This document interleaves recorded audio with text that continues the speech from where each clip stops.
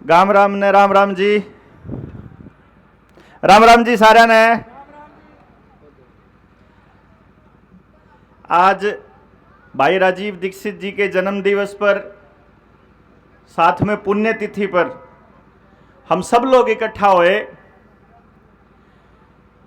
और कमाल की बात यह है कि स्कूल में पढ़ने वाले बच्चे, उनकी माताएं, उनके पिता, उनके दादा, यानी कि एक तरह से पूरे गांव को रिप्रेजेंट करने वाले, पूरे गांव को प्रतिनिधित्व करने वाला हर व्यक्ति यहां मौजूद है। इसलिए आज की जो बातचीत है वो पूरे गांव को ध्यान में रखते हुए ही हम लोग करेंगे कि क्या सपना था भाई राजीव दीक्षित का और किस तरह की बातें वो किया करते थे, और उनके सपनों को पूरा करने के लिए जनता सरकार मोर्चा के साथी और बाकी के लोग क्या कर रहे हैं और आप इसमें हमारा क्या सहयोग कर सकते हैं और हमसे आप क्या सहयोग की उम्मीद करते हैं, सभी चीजें आपको स्पष्ट हो जाएंगी। एक व्यक्ति थे भाई राजीव दीक्षित से पहले जिनको पूरा देश नेताजी के नाम से जानता था, नेताजी सुभाष चंद्र बोस। उन्होंने एक लड़ाई शुरू की थी देश को आजाद करने की। जिस टाइम वो कांग्रेस के अधिवेशन से छोड़ करके चले गए थे, ये कहते हुए कि इस कांग्रेस के अंदर जितने लोग बैठे हैं सारे कॉम्प्रोमाइजिंग पोजीशन में हैं, सब अंग्रेजों से सौदेबाजी करने पर लगे हुए हैं और हम अपने देश को किसी भी तरह से सौदेबाजी के तहत आजाद करवाना नहीं चाहते। और उन्होंने कांग्रेस को छोड़ करके आजाद हिंद फौज, आजाद हिंद रुपया और आजाद हिंद सरकार बना करके भारत को आजाद घोषित करके आजाद भारत के पहले प्रधानमंत्री बने थे। वो इस मुद्दे पर प्रधानमंत्री बने कि किसी भी देश की स्वाधीनता, किसी भी देश की सॉवरेनिटी इस बात के ऊपर निर्भर करती है कि उस देश का अपना रुपया है कि नहीं, अपनी सरकार है कि नहीं, सरकार अंग्रेजों की या किसी और की। कारण क्या है कि आप लोगों की जानकारी के बिना 1934 के अंदर एक ऐसा कानून पास कर दिया गया अंग्रेजों द्वारा जिसका नाम है reserve bank of India act, RBI act बोलते हैं जिसको, आरबीआई एक्ट 1934, जिसका पर्पस था, जिसका उद्देश्य था देश की जनता की सारी गाड़ी कमाई और उनके खेत खलिहान और उनके पूरे गांव और सारी सोना चांदी और संपत्ति को लूट करके अंग्रेजों के पास लेकर के जाना इंग्लैंड। यह उसका मकसद था आरबीआई एक्ट का। यह बात नेताजी सुभाष चंद्र बोस जानते थे। इस 1934 से पहले एक ऐसे शहीद हुए सरदार भगत सिंह, जिन्होंने सपना देखा कि समाजवाद की स्थापना हो, किसी एक आदमी को जरूरत से ज्यादा कमाने की इजाजत ना दी जाए जितनी उसको जरूरत नहीं, जितनी उसने मेहनत नहीं की। अगर उसके लिए मेहनत कोई और कर रहा है, मजदूर अगर उसके लिए मेहनत कर रहा है फैक्ट्री में, तो उसके मुनाफे का हिस्सा मजदूर को मिलना चाहिए। उन्होंने परिकल्पना करी कि समाज में सभी वर्गों को, सभी लोगों को एक साथ आगे बढ़ने का अधिकार होना चाहिए। इसी तरह से अलग अलग दौर में अलग अलग समाज सेवी और समाज सुधारक आते चले गए, अपनी अपनी बात रखते गए, लेकिन इस दौरान कोई भी ऐसा शख्स नहीं निकल कर आया जिसने उस समाज के लोगों के साथ हो रही ठगी और उनकी बर्बादी के असली कारण तक जाने की कोशिश की हो। इस कड़ी में अगर सबसे पहले और सबसे ऊपर किसी का नाम अगर आता है तो वो नाम आता है भाई राजीव दीक्षित जी का, जिन्होंने अपने पूरे जीवन के अंतिम सांस तक एक ही काम किया कि देश के अंदर अलग अलग जगह हर राज्य में जाकर के जहां 20 मिले 20, जहां 50 मिले 50, जहां लाखों मिले लाखों, लेकिन देश के लोगों को यह बताया कि आपकी गरीबी, आपकी बर्बादी, आपके बच्चों की बेरोजगारी, आपके घर के झगड़े, आपके गांव के झगड़े का कारण आप लोग नहीं हो। असल में यह व्यवस्था इस तरीके की बनाई गई है कि आपकी बर्बादी सुनिश्चित की गई है।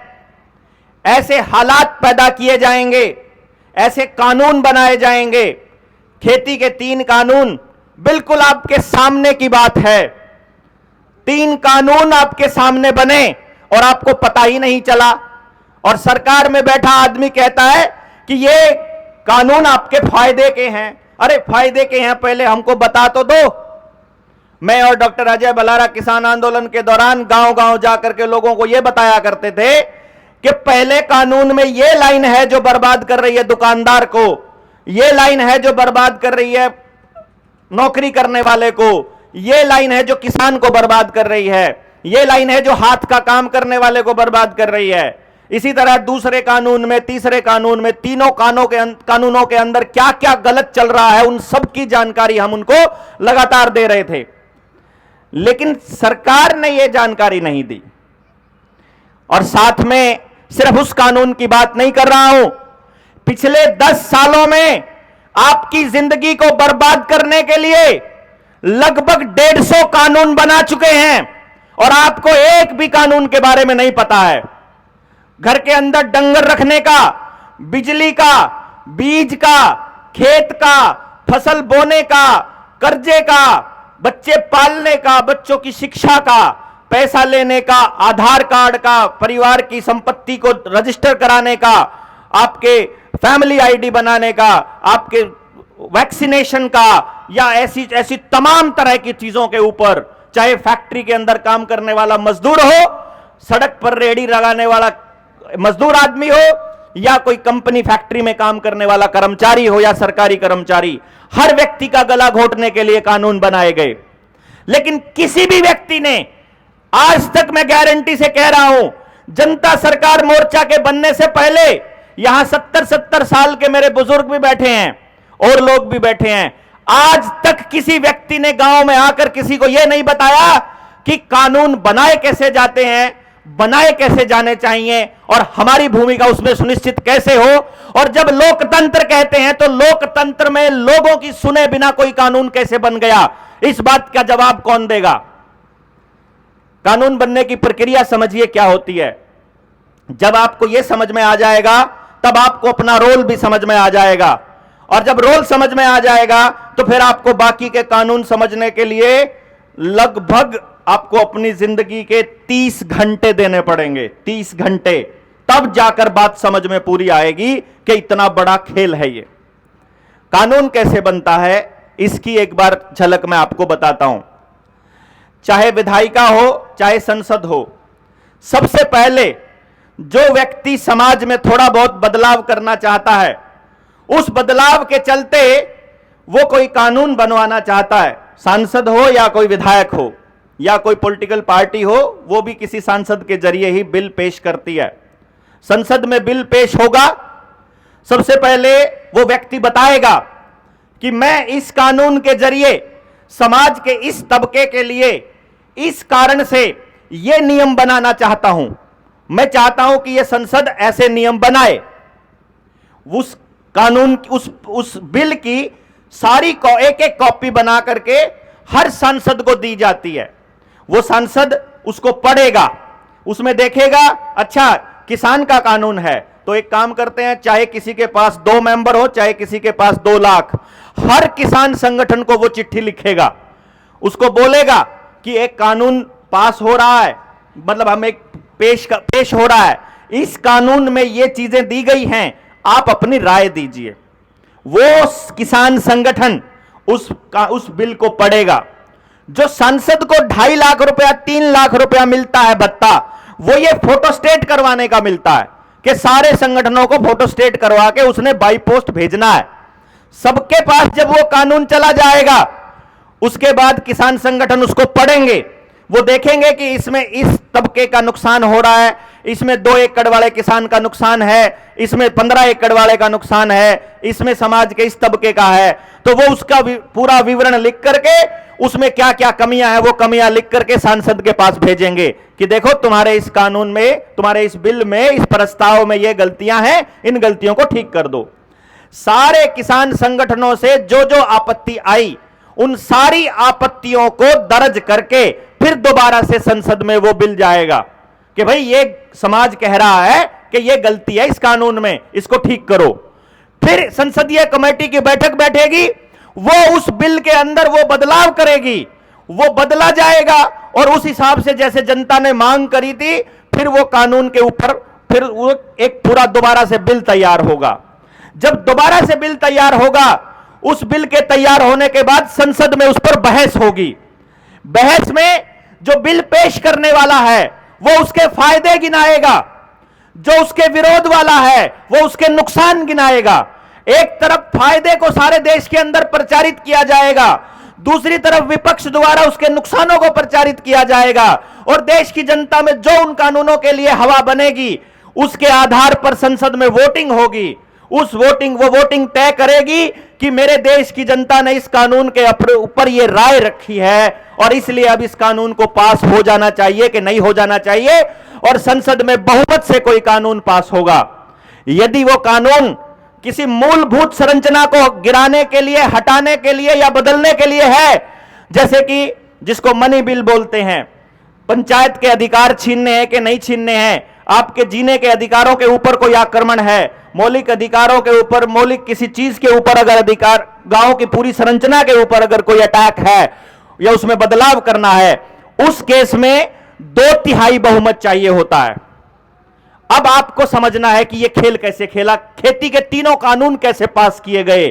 क्योंकि अगर आपको ये तीनों कानून पास करने की प्रक्रिया समझ में आ गई तो सरकार की रोज रोज की ड्रामेबाजी समझ में आ जाएगी कि क्यों आपको रोज लाइनों में लगाकर आधार कार्ड के साथ फैमिली आईडी दी जा रही है, क्यों आपको अपार आईडी बनाने के लिए जबरदस्ती की जा रही है, क्यों स्कूलों के अंदर फैमिली आईडी का जबरदस्ती डंडा दिया जाता है, क्यों किसान के ऊपर प्रेशर बनाया जाता है कि तुमको अपनी फसल का पूरा ब्यौरा ऑनलाइन जमा करना पड़ेगा, क्यों आपके खेत के अंदर पराली जलाने के ऊपर मुकदमा होता है। इस पूरी बात को समझने के लिए आपको यह समझना पड़ेगा कि यह कानून पास कैसे हुए। एक प्रावधान और है हमारे ही संसद, इस हमारे संविधान के अंदर, यदि देश के अंदर कोई एक्स्ट्रा ऑर्डिनरी कंडीशन हो, एक्स्ट्रा ऑर्डिनरी कंडीशन किस कंडीशन को बोलते हैं? अगर देश में अकाल पड़ा है, बाढ़ आई है, सूखा आया है, भूकंप आया है, या कोई युद्ध चल रहा है, या महामारी का दौर है, महामारी, कोरोना याद आएगा महामारी का नाम लेते ही, तो ये 5-6 चीजें हैं। अगर देश में ऐसा कोई हालात होता है इमरजेंसी जैसा, तो देश की सरकार को कानून बनाने के लिए और देश के लोगों के ऊपर डंडा बरसाने के लिए जरूरत से ज्यादा अधिकार संविधान के अंदर दिए गए हैं। इसीलिए चौपाल में बैठे हुए, ताश खेलते हुए, हुक्का पीते हुए बुजुर्गों के ऊपर लाठी चलाई इन लोगों ने कि तुम बाहर क्यों घूम रहे हो, तुम बीमारी फैला रहे हो। अब तो सारे देश को पता चल गया कि ये क्या गेम था, अब तो सब खेल समझ में आ गया, लेकिन उस वक्त समझ में नहीं आया था कि वो कौन सा अधिकार दिया पुलिस वालों को कि तुम गांव में आकर के डंडा बरसा सकते हो। ये बात नहीं समझ में आई थी बुजुर्गों को। हम लोगों को लगता था कि शायद सच्ची में सरकार हमारा फायदा देखना चाहती है, लेकिन हमको यह समझ में नहीं आता कि भाई वो फायदे के नाम पर आपको डीएपी पर तो सब्सिडी दे रही है, लेकिन कर्जा चुकाने की हालत में किसान नहीं है, उसकी जमीन की नीलामी रुकवाने के लिए उसका कर्जा माफ नहीं करेगी, जमीन की नीलामी पक्का होएगी। वो आपको कह रही है कि कैंसर से मरना है तो 100 बार मरो, बुखार हो जाए तो 100 बार मरो, बच्चे का जन्म देने के लिए लाख रुपया खर्चा करना है तो करो, बच्चे की पढ़ाई के ऊपर लाखों रुपया वेस्ट करना है तो करो, हमें कोई ठेका नहीं है, तुम किसी भी बीमारी से मरो, हमको कोई ठेका नहीं है, लेकिन तुमको कोरोना से नहीं मरने देंगे। एक ऐसी बीमारी से जिसके बारे में WHO बोल चुका है कि 1 लाख में से किसी 1 या 2 आदमियों को कोई नुकसान होने वाला है। यह सरकार ऐसा बोल रही है, हमको यह समझ में नहीं आया। इसीलिए नहीं समझ में आया क्योंकि हमको पूरी बातें समझने का समय नहीं होता, क्योंकि हमारे पास चर्चा करने के लिए, बैठने के लिए समय नहीं होता। हम अगली पीढ़ी को जिंदगी जीने की बजाय एक बात कह करके सिखाते हैं। सुबह सुबह ये जो बच्चे आ रहे थे बस में, तो मैं वहां खड़ा था, मैं इनको देख रहा था, और मैं साथ में खड़ा बच्चों को देखता हुआ मैं ये कह रहा था, ये देखो, इन बच्चों को सुबह सुबह बस में लाद के भेज देते हैं माँ बाप, ये सोचते हैं कि ये बच्चा जाकर के स्कूल में पढ़ाई करेगा, जबकि वो स्कूल में सिर्फ एक ही चीज सीख रहा है, याद करना, याद करना और याद करना। जिंदगी कैसे जीनी है बिल्कुल नहीं सीख रहा। अगर जिंदगी में तनाव आ जाए तो कैसे जीना है नहीं मालूम है। परिवार टूट रहा है उसको कैसे बचाना है नहीं पता है। अपने शरीर को स्वस्थ कैसे रखना है नहीं मालूम है। स्कूल वाले ये नहीं सिखा रहे कि अपने गांव की अपनी सभ्यता बचानी है तो कैसे बचानी है। अगर मोबाइल के अंदर कोई अश्लील वीडियो आती है तो तुमको नहीं देखनी है, ये नहीं सिखा रहे हैं। क्योंकि देख रहा है हमारा बच्चा, क्योंकि मैडम कह रही है कि तुमको होमवर्क व्हाट्सएप से ही आएगा, तुमको सीधा नहीं आएगा, ऑनलाइन एजुकेशन दी जाएगी तुमको। क्योंकि सरकार को मालूम है कि आपके मोबाइलों में क्या क्या आता है। सरकार को भी पता है, मां बाप को भी पता है, लेकिन मां बाप को मजबूर कर दिया जाएगा कि हम क्या कर सकते हैं, सारी पढ़ाई तो मोबाइल से हो गई, अब तो पैसे भी मोबाइल से आना जाना है। इसलिए हर घर की जरूरत बना दी और इस मोबाइल ने आपके बच्चों का बचपन भी छीन लिया, आपके बच्चों का दिमाग भी खराब कर दिया और आपके परिवार को भी बर्बाद कर दिया। और यह बात हमको बैठ करके चर्चा करने का समय नहीं है। अब मंच से कितनी देर तक कोई आदमी इन विषयों के ऊपर बोलेगा। लेकिन ये जो कानून बनाने की प्रक्रिया मैं बता रहा था, यह इसलिए जानना जरूरी है क्योंकि इसी के पीछे सारा खेल छुपा हुआ है।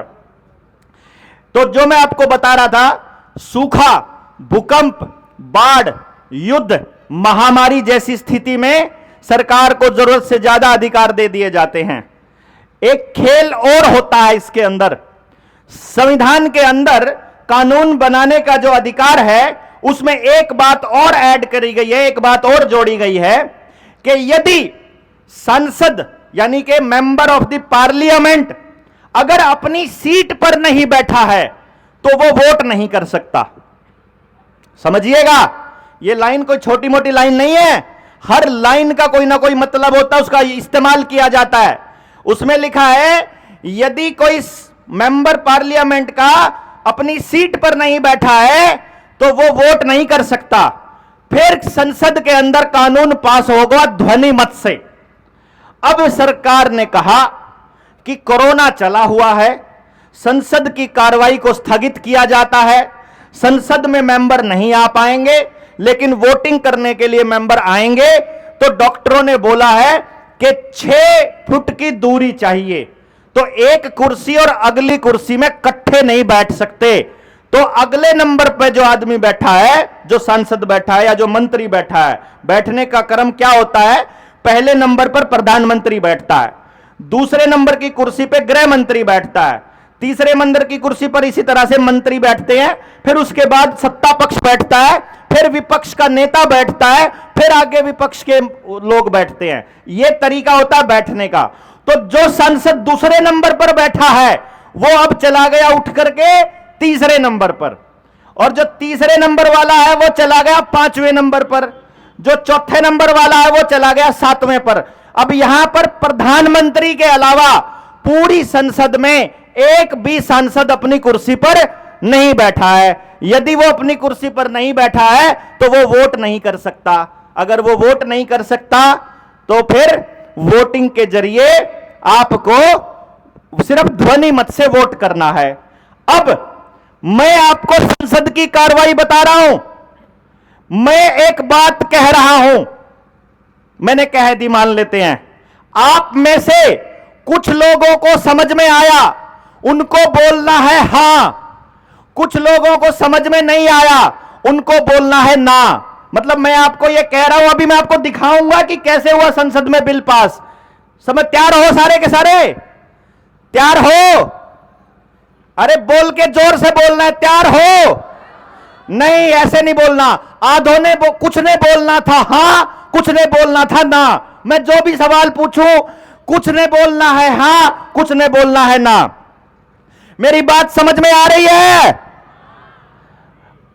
कुछ कह रहे हैं ना, कुछ ना। लेकिन मेरे पास तो कोई ऐसी मशीन नहीं जो मैं न्यू बता दूं कितना ने हां कही, कितना ने ना कही। बता दोगे आप में तो कोई बता देगा कि और संसद में बैठे वह गधे वह न्यू देख ले हैं कितना ने हां कह दी, इतना ने ना, बिल पास। बात समझ में आई कि नहीं आई? आएगी कि नहीं आएगी? न्यू बिल पास होया, मतलब किसी ने हां कह दी, किसी ने ना कह दी, किसी ने नहीं बेरा किसने हां कही, किसी ने नहीं बेरा किसने ना कही, और बिल पास हो गया। और बोला खेती के 3 कानून बन गए, जाओ। अब यो खेल में किसी से नहीं पूछा, ना किसी सांसद से पूछा, ना कोई बहस हुई, ना कोई वोटिंग हुई, ना देश की जनता से, ना देश के किसी संगठन से पूछा और कानून पास हो गया। हाईवे को लेकर कानून पास ऐसे ही हुआ, आपकी जमीन जबरदस्ती लेने का कानून ऐसे ही पास हुआ। आपको मालूम है भूमि अधिग्रहण नियम के अंदर पहले वाले चोरों ने, मतलब मैं कांग्रेस की बात कह रहा हूं, इन तो पहला चोर था, पहले वाला चोर थे जिबे तो यहां बुलाए थे, अगर ये ठीक करेंगे, ये डाकू लिकड़े हैं। पहले वाले चोरों ने एक नियम बनाया था, कानून बनाया था कि भाई जमीन जब अधिग्रहण ले सकते हैं, अगर मान लो इस गांव की जमीन किसी फैक्ट्री के लिए या किसी रोड बनाने के लिए लेनी है, तो फिर जमीन जब ले सके हैं जब 70% जनता उसके ऊपर हाँ कह देगी। 100 में तो 70 जो मालिक है वह कह देंगे ठीक है जमीन न ले जाओ, कोई दिक्कत को नहीं, और 30% की कोई बात नहीं है, फिर तो जमीन सारे गांव की ले सके सरकार। ऐसा कानून था। नया कानून क्या कह रहा है पता है? नया कानून यह कह रहा है एक भी आदमी की सहमति ना हो, सारा गांव अगर नाटदा हो 100 के 100 सकती सारे, तो भी जमीन अधिग्रहण हो सका है। यह नया कानून कह रहा है। उसमें क्या कहा, मान लो किसी बड़े उद्योगपति को आपकी ये ग्राउंड की जमीन पसंद आ गई कि यार तो मेरा मॉल बढ़िया बनेगा, यार मेरी फैक्ट्री खूब बढ़िया बनेगी, आपने को रही हो ग्राउंड तो हमारे बड़का के खेलन के काम आने का है, हमने दिया कर दे। बुलडोजर आ जाएगा, सेना आ जाएगी, बंदूक आ जाएगी और जवारा 4 दीवारी खींच कर और उसके ऊपर बोर्ड लगा देंगे यह संपत्ति सरकारी संपत्ति है, इसको छेड़ने के लिए देशद्रोह का मुकदमा दर्ज कराया जाएगा। कुछ नहीं कर सकते क्योंकि उसमें लिख रहा है कि भाई तुमको जो डीसी रेट है, जो सर्कल रेट है, थारे खाते में आ जाएगा।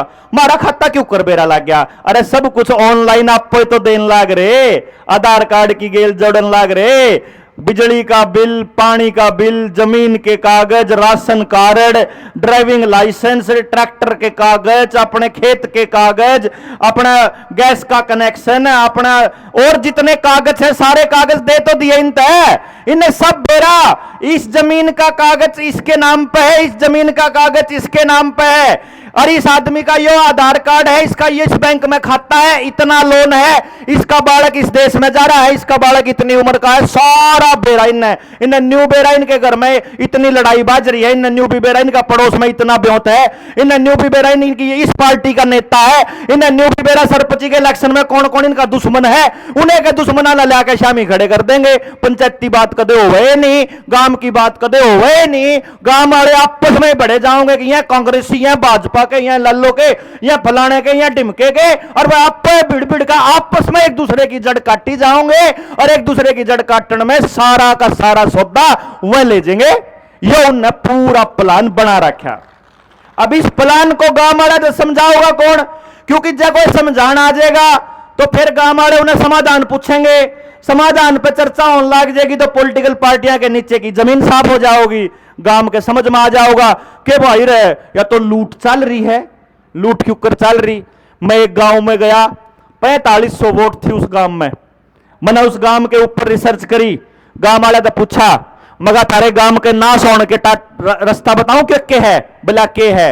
मगा पहली बात, थारे गांव में जितनी जमीन है इस सारी जमीन ने 10 ट्रैक्टर बा सके हैं, सबते गांव की जमीन ने बा सके कि नहीं बा सकते जी? 4500 वोटा के गांव में 10 ट्रैक्टर घना करे 20 ट्रैक्टर, तम ये 100 ट्रैक्टर क्या तिल्या रखे तुमने?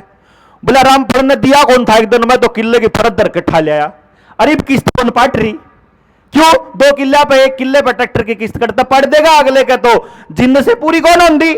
सब तो बड़ी समस्या। या दूसरी राई, नाश की राई के है, पहले तो किसान जब खेत में बोया करता, चाहे उसके 10 मन गेहूं लिकड़ो, चाहे उसके चना लिकड़ो, चाहे कोई दूसरा अनाज लिकड़ो, उस अनाज को बोने के लिए और उसको आखिर काटने तक उस किसान के घर पे एक चवन्नी खर्च कौन होया करे थी। जितना भी अनाज था सारा का सारा बचत का था, सारा का सारा बचत था। और उस टाइम की बात आप कहा तो 1 किले में तो लगभग 3 ग्राम सोना ले लिया कर दे। या मैं उस टाइम की बात बताऊं, 1 किले में तो चाहे 5 मन हो चाहे 10 मन हो, ठीक कह रहा हूं बताओ, 1 किले में तो 3 ग्राम सोना ले लिया कर दे आप। आज के टाइम पे पहले तो बीज मोल का लाओ, फिर पानी मोल का, फिर खाद मोल का, फिर दवाई मोल की, फिर उसमें स्प्रे मोल के, फिर मिंती मोल के, फिर कटाई मोल की, फिर डुलाई मोल की। सारी चीजा में इतना खर्चा हो जावे कि आमदनी के टाइम पे, जिस टाइम पे उसके किसान की जब फसल जाओगी मंडी में, उस टाइम पे नु कह देंगे बा कौन मिले, तेरा तो नमी है, तेरी में तो, तेरी जीरी में तो नमी, तेरा गेहूं तो खराब, तेरे में दवाई, ये तो एक्सपोर्ट क्वालिटी में फैलोगे, ईब तो भाई ये रेट मिलेगा। गेहूं तो बेचे 2000 रुपये और उसे गेहूं का बीज मिला 8000 रुपये। देखो के लूट हो रही है रे भाई, मारा ये गेहूं मारते दिन दिहाड़ा 4 गुना रेट कर दे हैं। जब टमाटर बेचने चल रहे किसान तो 5 रुपया किलो बिकेगा, 100 किलो टमाटर बिका 500 रुपया का, 500 रुपये ले आके धर लिए और नेताजी ने उद्योगपति को वो नोट बना के ढाप के दे दिए, उसने मंडी में तो सारा टमाटर ठाका अपने स्टोर में धर लिया और स्टोर में धर दे, फिर टमाटर का रेट हो गया 250 रुपये। देखा होगा पिछले साल 250 रुपये, वो 500 रुपये जिनसे 100 किलो टमाटर बेच के ना कमाए थे, ईब लेके जाओगा ना वो किसान, उसने 2 किलो मिलेगा। 100 किलो टमाटर का 2 किलो टमाटर बना दे हैं। गेहूं मारा तो खरीदे 6 महीने की मेहनत करके ना मारा गेहूं तो खरीदे 2000 रुपये 2500 रुपये क्विंटल, मतलब 20 रुपये 25 रुपये किलो। उसे गेहूं ने वह कंपनी वाले सड़ावे और फिर उसका ब्रेड बनावे और आधी किलो का ब्रेड आवे 90 रुपया का, 1 किलो ब्रेड मिला 180 का। ओए सड़ा हुआ गेहूं 180 रुपये किलो आपा खरीदा। घर में 2 भैया के बीच में दरार पड़ रही है, उनके बीच में दीवार खड़ी है घर के बीच में। एक भाई तो गोभी बेचे मंडी में बेच का वे 2 रुपये 5 रुपये किलो, और उसे का छोटा भाई नौकरी करके दुकान पे मेहनत करके सान ने खरीद के लावा, उसे मंडी में तो 15 रुपये किलो। मतलब अपने घर का नाश अपने हाथ पर सारे जने लागे पड़े करने। मैं जिस 4500 गांव भोटा के गांव की बात बताऊं था, उस गांव में मैंने रिसर्च करी कि सबते गांव ने पूरे गांव में पूरे के पूरी जिंदगी में, यानी पूरे साल में, जिंदगी में कह रहा गलती है, पूरे साल में कितना गेहूं लागा है एक बार बताओ मरते। 4 मनसा का अगर कुणबा हो 5 मनसा का, तो जी 5 क्विंटल गेहूं मुकदा कौन पूरे साल उन पे? क्यों जी 5 क्विंटल गेहूं मुकदा नहीं है पूरे साल में। 5 क्विंटल गेहूं की कीमत आज के टाइम पे अगर 2500 का भाव लावा तो कितने रुपया की पड़गी? लगभग 12,500 रुपया का पड़ गया। 5 क्विंटल गेहूं तो होगा तो सारा साल काट देगा, और उस 5 क्विंटल गेहूं ने बेच के न जो रुपया मिले 12,500, वो 12 दिन भी कौन चलता। मतलब यो खेल है, असली धन मारा लेके और मारती ईसा धन दे दे हैं जिसमें कम में नहीं आंदा। मारे टमाटर ले लिए 100 किलो, उसके बना दिए 2 किलो। यो एक काम अनाज गेल कर रहे, यो एक काम चने गेल कर रहे, यो एक काम डांगर गेल कर रहे, यो एक काम दूध गेल कर रहे, यो एक काम लासी गेल कर रहे, यो एक काम मारे मनसा गेल कर रहे। मनसा गेल क्यों कर रहे? माँ बाप अपने बालक ने पाले, मेहनत लावे, उसके ऊपर उसने खुआवे प्यावे, उसकी माँ आ रही बीमारी में उसके ऊपर पैसा खर्च हो है, उसने पढ़ाने पे लाखों रुपया खर्च करे, और लाखों रुपया खर्च करके और फिर एक कंपनी का मालिक आकर काबिल नहीं है तुम्हारा बच्चा, वह जो से साइकिल पे कपड़ा बेचा करता हरामजादा प्लास्टिक की मुच्छाड़ा नुका, जो काबिल होगा वो लागेगा। अरे हमारे घर में बालक पैदा हो रहे हैं, कबाड़ थोड़ा है, लेकिन एक आदमी वो कहता है कि काबिल नहीं है। अरे तेरे पे सीट को नहीं भाई। एक बात बताओ जी, मान लो 25,000 भर्ती लकड़गी, अपन न्यू मान लिया, मारा पे 25,000 नौजवान है कि बेरोजगार? बालक तो बेरोजगार बालका की संख्या तो 30 लाख है। चाहे पेपर दे के लागो, चाहे सिफारिश से लागो, चाहे पीसा दे के लागो, चाहे क्यों करे लागो, 25,000 की भर्ती में 25,000 तक फालतू भी भर्ती हो सके के? बताओ बुजुर्गो, नहीं हो सकते ना। तो बाकी के 30 लाख बालका में तय 29,75,000 बालका तय उनके मां बाप रोज एक बात कहें, रहन दे तुम ज्यादा बकवास ना करे, तेरे पर तो चपड़ासी का पेपर भी कौन पटा? पाटना ये कौन था? कदे भी नहीं पाट सकता, क्योंकि आपके बच्चे के लिए रोजगार के रास्ते जानबूझकर बंद किए हैं। आपने जो एक लाइन बोली है ना, पिछले 30 साल तक मैं सुनने लग रहा, मेरा बाबू मेरे ही कया करता, मारे दादा और मारती क्या कर दे। और आज वाले आप कहो अपने बड़कन है गांव में कुछ नहीं धरा, अरे ते लकड़ ले खेत में कुछ नहीं धरा, माटी में माटी होने का कोई फायदा नहीं, गोबर में गोबर होने का कोई फायदा नहीं। आपा तो न्यू कवा और अमेरिका वाला ने न्यू बेरा ला गया, अक माटी बना बात नहीं बनाई, वो घर में जुकर स्विमिंग पूल लाया कर दे, वो रेत के पूल लाने लग रहे। हम तो न्यू कहा गोबर और कीचड़ खराब हुआ है, अमेरिका वाले मत बात करे हैं, इब वो माटी का गोबर का स्नान करे हैं, सारा दिन ला ही रहे हैं। अरे ये तो हम पहला करे नहीं करते, अपना घर में नॉर्मल रहा करता 24 घंटे, लेकिन हम चूक गए। मैंने जब उस गांव में पता करा कि पूरे साल में कितना गेहूं लाग गए, कितना चावल लाग गए, मेडिकल पे कितना खर्चा हुआ है, ट्रैवलिंग पे कितना हुआ है, खेत में कितना, ट्रैक्टर कितना, डांगर कितने हैं, डीजल कितना, पेट्रोल कितना, और बाकी खर्चे टोटल कैलकुलेट करे थे हमने सारे, एक एक चीज के, सब्जियां तई के भी। एक चीज का खर्चा बता दूंगा ना, उसमें गांव के आंख खुलेंगी क्यों तरीका, ये तो हमारा गांव में भी होने लग रहा है। और सारे हरियाणा में देखोगे, सारे देश में देखोगे, आप वो ये काम करने लग रहे हैं। क्या करने लग रहे हैं? 4500 वोटा का काम, 1350 बालक पढ़ने के लिए बाहर जाते हैं प्राइवेट स्कूलों में, वही 4-5 प्राइवेट स्कूल हैं, उन 4-5 प्राइवेट स्कूलों में फीस देने लग रहे। मैंने रजिस्टर में एंट्री करी थी, कितनी फीस दो हो पूरे साल, पूरे महीने में हिसाब लगाया था, 4500 वोटा के गांव का 53 लाख रुपया महीने का, 5 स्कूल के मालिका की गोद में जाओ था, 53 लाख रुपया महीने का, साल का कितना होगा? 6 करोड़, 6 करोड़ रुपया साल का, 6 करोड़ रुपया साल का। मैंने को रहा एक काम कर लो, बस गांव आलो, ज्यादा कुछ मत करो, 6 करोड़ रुपया धर लो अपनी चौपाड़ में, और अपने बालक के 3 घंटे जुन से वो बस में आन में जान में लावा है, वह 3 घंटे धर लो। जो आपके बालक, जो आप पैसा खर्च करने लाग रहे, वो रुपया गांव तक बाहर जाना बंद कर दो बस। जुन से मास्टर उड़े पढ़ावे हैं, वह गांव में भी पढ़ाने आशके हैं, जिसा स्कूल उड़ा है वो स्कूल हमारा आड़े भी हो सके है, जिसी चीज सुविधा उड़ा है वो हमारा गांव में हो सके है। और गांव वाले मिलकर न्यू कहते 15 बालक फालतू एक मास्टर पे बालक नहीं होंगे। एक तो जितने नौजवान बालक शहर में गांव में घूमने लाग रहे हैं, सारा ने रोजगार मिलेगा, इज्जत मिलेगी, काम मिलेगा, और गांव के उत्थान में जब रोज सहायता करेंगे तो उनकी हिम्मत बढ़ेगी, गांव के में कमे गांव के काम आ रहे हैं, नहीं तो ये तो रोज घर के नु कमे कर लेना है, और नु क्या करूं, कमे कर ले, क्या करूं, ना बाप ने बेरा क्या करना, ना मां ने बेरा, ना बालक ने बेरा, ना सरपंच ने बेरा, ना एमएलए ने बेरा, ना एमपी ने बेरा, ना सीएम ने बेरा, ना पीएम ने बेरा। क्यों? किसी ने बैठ के चर्चाएं कौन करी, चर्चा नहीं करी तो बेरा नहीं लग गया। इब न्यू करा खेल भाई, मार दो रे, टेक्नोलॉजी है, मार दो रे। और मैं इस पर काम करने का पहला आदमी हूं।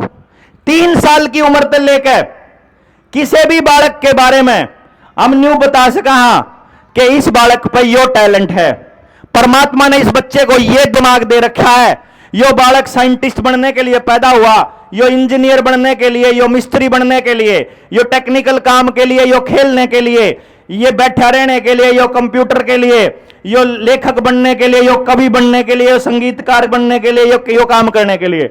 अगर मान लो सब ते गांव तय सारे जने माल मिलकर एक रास्ता काट ला कि हम हर बालक के बारे में पता कर दें, और सारा गांव मिलकर गांव में ऐसा इंतजाम कर दे कि ना तो एक भी बालक ने पढ़ने के लिए बाहर जाना पड़े, और ना एक भी बालक ने बाहर नौकरी करने के लिए जाना पड़े। कारण क्या है? एक नियम है कंपनियां का और सरकारी का, नौकर तो नौकर होया करे। पहली बात तो यह सब न बेरा होनी चाहिए, नौकर का ना दिमाग होता, नौकर की ना कोई औकात होती, चाहे सरकारी हो चाहे प्राइवेट हो। सरकारी नौकर का एक ही काम है, अपने आसपास घूम के देखो, चाहे कोई पुलिस वाला हो, चाहे डीसी हो, चाहे डीसी दफ्तर में लग गया कोई क्लर्क हो, चाहे कोई मास्टर हो, चाहे पटवारी हो, चाहे तहसीलदार हो, चाहे कोई भी हो, सरकारी आदमी ने पिछले 10 सालों में ले लो, पिछले 20 सालों में ले लो, आपको कंट्रोल करने के अलावा कुछ नहीं किया। आपका कोई काम करने में उनका कोई योगदान नहीं है। आपका काम करना उनका मकसद नहीं है, आपका डेटा इकट्ठा करना उनका मकसद है। सरकारी आदमी का काम है गांव के लोगों को कंट्रोल करना, आपके बच्चों को किराए पर रखकर आपका सत्यानाश करवावे हैं।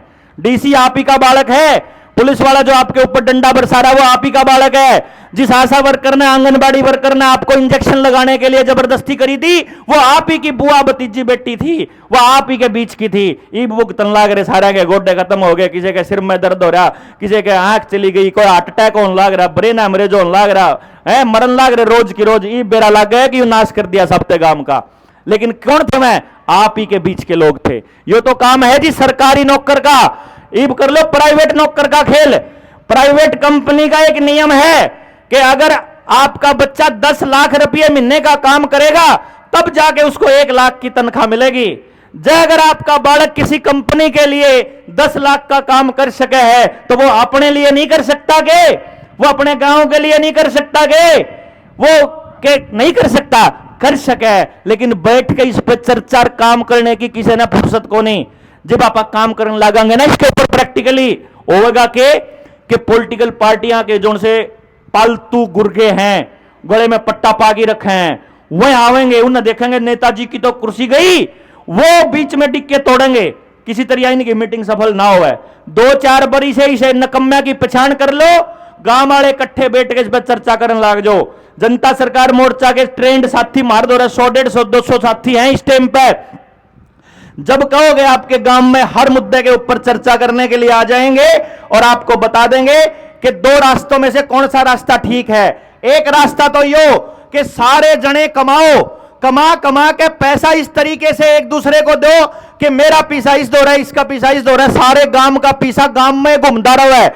इसमें गांव की तरक्की होगी या सारा गांव अपनी नौवा की लहू पसीने की कमाई कंपनियों को देते रहेंगे, उसमें कंपनी तरक्की होगी। गांव का रुपया गांव में रहने का फायदा है कि बाहर जाने में फायदा है जी? गांव के गांव में रहने का।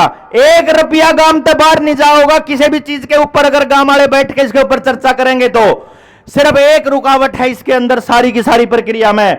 वह रुकावट है कि हमारे ऊपर कर्जा इतना हो रहा है, हमारा नाश इतना हो रहा है कि जो आपकी व्यक्तिगत जमीन है, किसान की सारी जमीन, किसी का 30 लाख का किला, किसी का 40 लाख का किला, जाके देखोगे बैंक पे गिरवी पड़ा है किसान क्रेडिट कार्ड के नाम पे 1 लाख में, किसी का 1.5 लाख में, किसी का 70,000 में। बेरा लाग गए। अक पीछे बढ़ना को नहीं। जिस टाइम पे 6 महीने पूरे हो जावे हैं और किस्त भरने का टाइम आवा है, जब नया पुरानाकरण का टाइम आवा है, उस टाइम किसान अपने पड़ोसी पे, रिश्तेदार पे, भाईचारे पे, किसी पे उधारा ले हुआ है, उधारा लेकर बैंक में नया पुराना करका हुआ है। उसके पास कोई पैसा नहीं है चुकता करने के लिए। एक टाइम मैं आपको बता देता हूं, 2 महीना पहले इस सरकार ने गौतम अडानी को एग्रीकल्चर फाइनेंस दे दिया है। यानी कि जितने भी कोऑपरेटिव बैंक हैं आने वाले टाइम में गौतम अडानी के होने वाले हैं। और आप में से किसी के पास भी अपनी जमीन का कर्जा उतारने का पैसा जेब में नहीं है। और कमाल की बात तो यह है, जिन बैंकों में आपका पैसा पड़ा है उनके पास भी कैश नहीं है। आप जाओ मैनेजर के पास, बोलो मैंने पैसा चाहिए, कैश चाहिए 10 लाख रुपया, नुकेगा ईब को नहीं, तड़की आइए, काल ना आइए, दोपहरे ना आइए, परसों ना आइए, सोमवार ना आइए, इसे काम पे लगा रहा है। जय नुका दोगे मन्ना नहीं बेरा, मेरा रुपया था मन्ना तड़के, मैंने 1 घंटे के भीतर चाहिए, दूसरे बैंक में तो मंगाना पड़ा है, किसी दो कैश नहीं है आज के टाइम पे। जब आपके पास भी कैश नहीं है, बैंकों के पास भी कैश नहीं है, जमीन आपकी नीलाम हुई पड़ी है, आपके पास आमदनी का कोई साधन नहीं है, और उससे भी बड़ी बात गांव का बीज का नाश हो लिया। ना गांव में फसल का बीज बच रहा, ना जोटे बच रहे, ना खागड़ बच रहे। अरीब तो IVF सेंटर इतने खुलन लाग रहे कि नए बड़का का बीज भी खत्म हो लिया, मतलब मानस का बीज भी खत्म होने की कगार पे है। यो हाल हमारे गांव राम का हो रहा है। और उससे भी बड़ी बात आपने बता दूं, या जमीन पंचायती होगी ना, क्यों जी, या जमीन पंचायती होगी ना, बैम है आपके।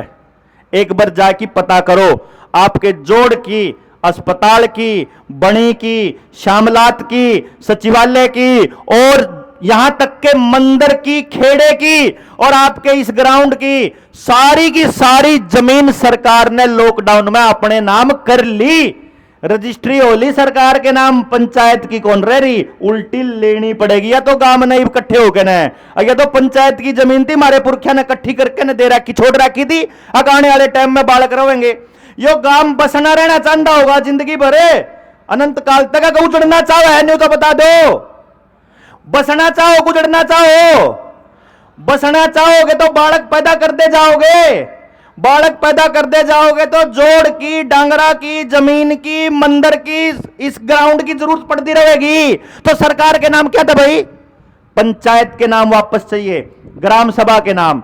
गांव का एक एक आदमी पंचायती जमीन का मालिक होता है। तो सरकार को कैसे अधिकार मिल गया? क्योंकि मैं आपको इसलिए बता रहा हूं कि कुछ जिलों के अंदर सरकार ने मोनेटाइजेशन पॉलिसी चालू कर दी है, आपकी पंचायती जमीन की नीलामी चालू कर दी है, वहां पर कोई ना कोई बड़ा प्रोजेक्ट चालू करने की योजना है। निर्मल सरोवर योजना इसी का एक अंग है। निर्मल सरोवर योजना के तहत आपके गांव के जो जोड़ हैं वह 20-20, 30-30, 100-100 फुट गड्ढे खुद नीचे खोदे जाएंगे। उसको खोदने के बाद उसमें मछली पालन होगा, झींगा पालन होगा। उसके बाहर चारों तरफ इंटरलॉकिंग वाली टाइल लगेंगी, वहां बड़े बड़े बढ़िया फूलों वाले पौधे लगेंगे। नौजवान बच्चों के लिए बैठने की जगह मिलेगी, बुजुर्गों के लिए ओपन जिम खुलेगा, बड़े अच्छे पेड़ लगेंगे। लोग कहेंगे बहुत सुंदर है, फिर वहीं कहेंगे कि यार मछली खाना खा तरोड़ी आना पड़ेगा, फिर मच्छी खाना आवेंगे, फिर झींगा खाना आवेंगे, फिर कहेंगे दारू पीना याड़ा आवे, इस तो बढ़िया आत्ता याड़ी खोल दो, फिर आत्ता भी खुलेगा उसे पे, फिर आत्ता खोल के फिर नाचने जी करेगा तो फिर डीजे वाला स्टैंड भी लगेगा, फिर डीजे का स्टैंड लगेगा तो सीडी भी लगेगी, एलसीडी भी लग जाएगी, फिर वो लगेगी तो बाहर ताया मानस ने के मैंने में उल्टे सीधे काम भी करने पड़ेंगे। जींद में गांव के अंदर ओयो के कमरे खोल दिए, खोल दिए हैं। गांव वाले धरने पर बैठे थे, 6 महीने हो गए कि ये कमरे कौन सी अंधे हमने, हमारा गांव रंडी खाना बनाने की तैयारी चल रही है इनकी, लेकिन मारते ही पहले बताओगा कोई नहीं। सरकार ने कहा कि तारे जोड़ सुधार दिए। अरे जोड़ तो सुधार दिए, मारे पे यही बांदियाना में आया था जब मैं, अरे जम्मू कटरा वाला वो मैंने हाईवे दिखा, उसके ऊपर नहीं इतने बड़े बड़े अक्षरों में लिख रहा साइकिल नहीं चल सकता, ऑटो वाला नहीं चढ़ सकता, ट्रैक्टर ट्राली वाला नहीं चढ़ सकता। अरे जिसकी जमीन धक्के तक कब्जा करके तो ये रोड बनाए, वो कौन चढ़ सकता उसके ऊपर? किस खातर बनाए भाई ये रोड? किसी का समझ में नहीं आती। ये जोड़ जिस टाइम पे को टोल टैक्स तो देना पड़ेगा। क्या था भाई? कंपनी ने रोड बनाया था, सुविधा दी थी, अब इसका खर्चा पूरा करने खातर तो टोल देना पड़ेगा। अच्छा, तो जब गांव में जो जोड़ खोदा है, जिस कंपनी ने 1-2 करोड़ रुपए लाए हैं, वो जब उस पार्क के ऊपर टिकट लगा दे फिर तो गांव में भी दिक्कत नहीं होगी। फिर तो कान्ना पे जुगर गाड़िया के शीशे पे फास्टैग लाग रहा है, डंगरा के कान्ना पे भी लाग रहा है फास्टैग। जब उड़ा पानी पीने जाओगे सेंसर लाग गए होंगे, उसके रुपये काट लेगी, तब भी कोई दिक्कत नहीं होगी तमने तो, क्योंकि तारता हर चीज पे तारा रुपया लेने की तैयारी चल रही। कारण क्या है? हमको मालूम नहीं है। जिस दिन आपने सड़क पे चलते हुए किसी टोल कंपनी को 1 रुपया भी दे दिया, उस दिन तुमने मान लिया कि ये रोड कंपनी का है, जबकि ये देश मारा है। इसमें चालन का रुपया क्यों कर लगेगा? इस बात का किसी ने सवाल नहीं पूछा। अरे तुम रोड टैक्स लेने लग रहे, चलने का भी पैसा, कमाल, हद हो गई यार। ड्राइविंग लाइसेंस बना लिया, मेरा ड्राइविंग लाइसेंस 20 साल होए पाछे पूरा हो जावे, लोग कहते भाई एक्सपायर हो गया ड्राइविंग लाइसेंस। अरे मानस एक्सपायर हो जाए वो तो ठीक है, वो तो कोई बात नहीं। ड्राइविंग लाइसेंस एक्सपायर हो गया, अब क्या करना पड़ेगा? अब रिन्यू कराना पड़ेगा। अच्छा, रिन्यू क्यों करो होगा? इतने रुपये लगेंगे। भाई रुपये क्यों लगने चाहिए? अकबर रिन्यू तो कराना पड़ेगा। अच्छा भाई न्यू बता, जिस मानस ने 20 साल हो गए ड्राइविंग कर देना है, और ड्राइविंग करना भूल जाएगा कि 20 साल पीछे, अब उसकी पक्की होगी। जब उसकी ड्राइविंग पक्की होगी तो लाइसेंस तो घर आ जाना चाहिए ना उसका। उस पर रुपये लेकर दोबारा लाइसेंस बनाने का कौन सा तुक है? ना जी, मारे समझ में कौन आंदा, मारे समझ में न्यू भी नहीं आंदा कि आपकी जेब में पड़ा हुआ जो सा नोट है ये नकली है। बेरा आपने नहीं पता ना? आरबीआई ने लिख के दिया हमारे को, आरबीआई ने लिख के दिया कि आपकी जेब में जो नोट है जो हमने छापे हैं ये नकली है। फिर असली नोट कौन सा है? असली नोट वो है जिस नोट के बदले में आरबीआई के पास सोना रखा है। इन बच्चों को तो पता नहीं है, क्योंकि इनको तो स्कूल में कभी अर्थशास्त्र पढ़ाया नहीं जाता, इनको तो पढ़ाया जाता है अनर्थशास्त्र, चाहे सरकारी स्कूल हो चाहे प्राइवेट हो। किसी बच्चे को रुपया नहीं पढ़ाया जाता, लेकिन बुजुर्गों को पता है। बुजुर्गों को यह मालूम है कि मारे दादा ने कहा कर दे कि सरकार द्वारा जितना सोना होया करे उतने नोट छाप सके हैं बैंक वाले। सुना होगा जी आलैन, वो कितना सोना होया करे। जब हमने इसके कागज कटवाए आरबीआई से तो कागज निकल कर आए 15 रुपया का एक मोहर, यह है हमारे नोट छापने का मानक। 15 रुपया का एक मोहर। मोहर क्या होता है? मोहर होता है जी 11 ग्राम 664 मिलीग्राम शुद्ध सोना 24 कैरेट का, जिसकी कीमत आज के टाइम पे लगभग 85,000 रुपए के बैंक नोट के बराबर है। लगभग बता रहा हूं मैं आपको, 85 से 90 के आसपास।